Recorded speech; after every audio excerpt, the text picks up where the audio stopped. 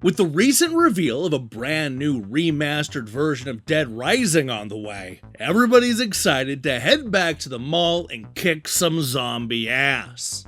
But what if you can't wait for Capcom to finish the game? If you're the impatient type, then let me introduce you to Hot Blood, a 3D beat-em-up where a busty woman in skimpy clothes fights through the local mall in order to buy new outfits. If you've ever wondered what it would be like if Maxim Magazine decided to remake the original Dead Rising on a budget of about $20, then this is definitely the game for you. But does that mean that it's bad? Well, you might be surprised where I came down on Hot Blood, the newest brawler from EastAsiaSoft.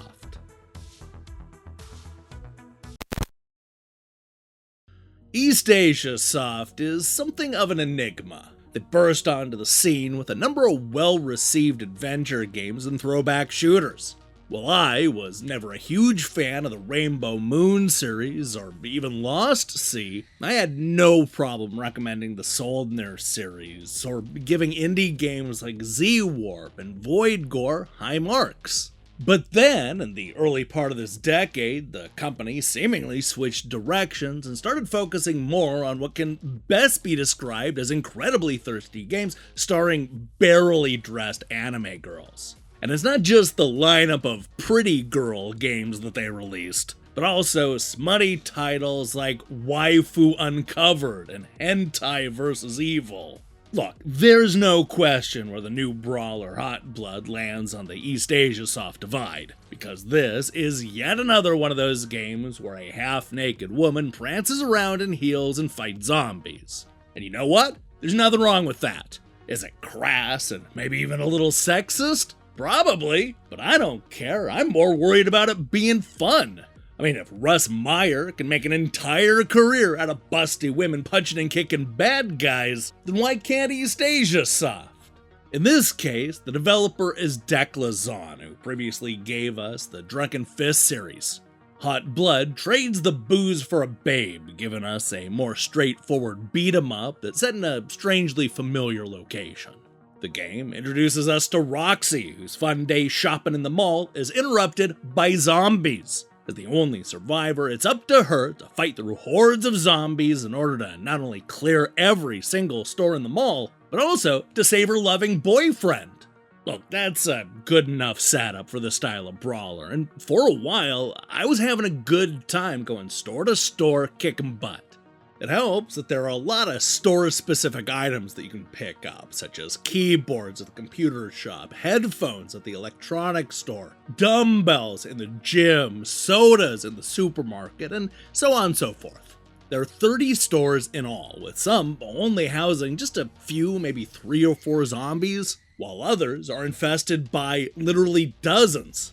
These stores end up acting like levels, and you're going to quickly notice that zombies can't go in or out of them. Once you've cleaned out a store, it stays safe, allowing you to move on to the next one without worry about the wandering dead. As a location, the mall is fine.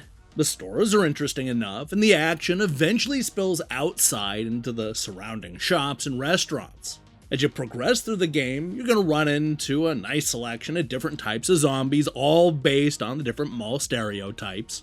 There aren't really any bosses to fight, but the game does do a good job of throwing a bunch of the bigger and tougher zombies at you at once. Thankfully, you'll find a bunch of useful weapons like an axe or a gun or even a chainsaw.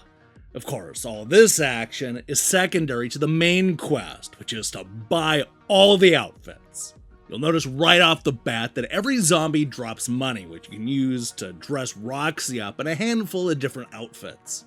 I get it, this may sound trivial, but it's literally the most important part of this game. And you want to know how I know that? It's because Hot Blood is constantly reminding you to press the L1 button to buy new outfits. It doesn't do that like once or twice, but literally after every single store you've cleared out. We're fighting for our lives at the end of the world here, and all this game cares about is reminding us to put new clothing on every couple of minutes. As a brawler, the Hot Blood is fine. You have a punch, kick, and a leg sweep button, as well as the ability to dash out of the way if needed. If you've ever played a beat 'em up before, then you already know what to expect here. There are rudimentary combos and a couple of new moves that you'll unlock as Roxy levels up. If she takes too many hits, she'll need to take a moment to drink a refreshing cola beverage that is definitely not Coke. I appreciate that the zombies are courteous enough to wait for our hero to drink the whole bottle before attacking. You just don't see a whole lot of polite zombies anymore. As the game wore on and I cleared out more of the mall, I found myself losing interest in Roxy's plight. There comes a point about halfway through where you've basically seen and done everything, and the rest starts to feel a lot like filler. I also found some of the levels to be too cramped and hard to fight in. A perfect example of this is a tiny diner located right outside of the mall entrance. It's filled with massive gun-wielding zombies, yet there's absolutely no room to move around. This is where you discover that it's not always easy to turn around and just dash out of the way.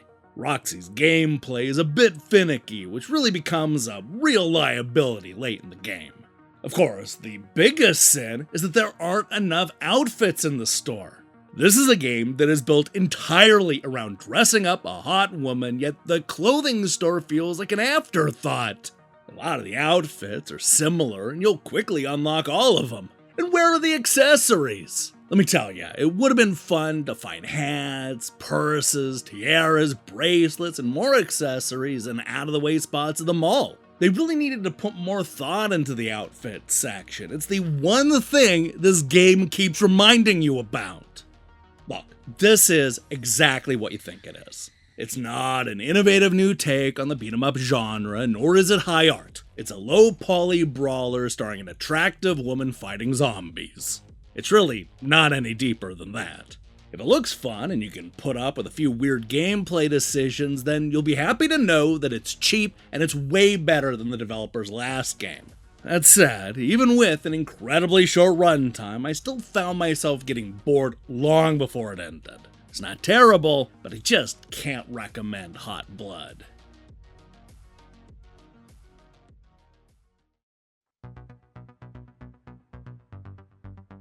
Hot Blood is a 3D beat-em-up where a purple-haired woman punches and kicks her way through a whole mall worth of zombies. While there's some fun shopping-related monster types and a lot of different shops to clear out, the action gets old quickly and there's just not enough to the gameplay to be considered one of the better brawlers. Worst of all, for a game that is constantly reminding you to buy new and increasingly skimpier outfits for our attractive heroine, there's not enough variety to choose between and nothing in the way of accessories. It's cheap and the mall setting is fine. But you're a lot better off waiting for Capcom's upcoming Dead Rising remaster. Hot Blood left me cold.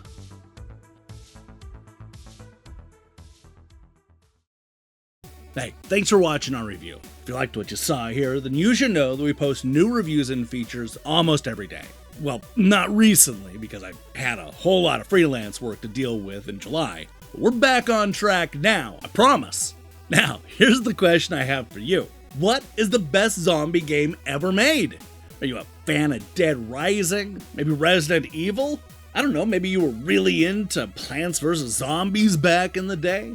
Let me see your picks in the comments below. In other news, we'll be back later this week with a review of Killer Clowns from Outer Space. I'm also thinking about releasing an extremely long supercut of Superplay's Top 600.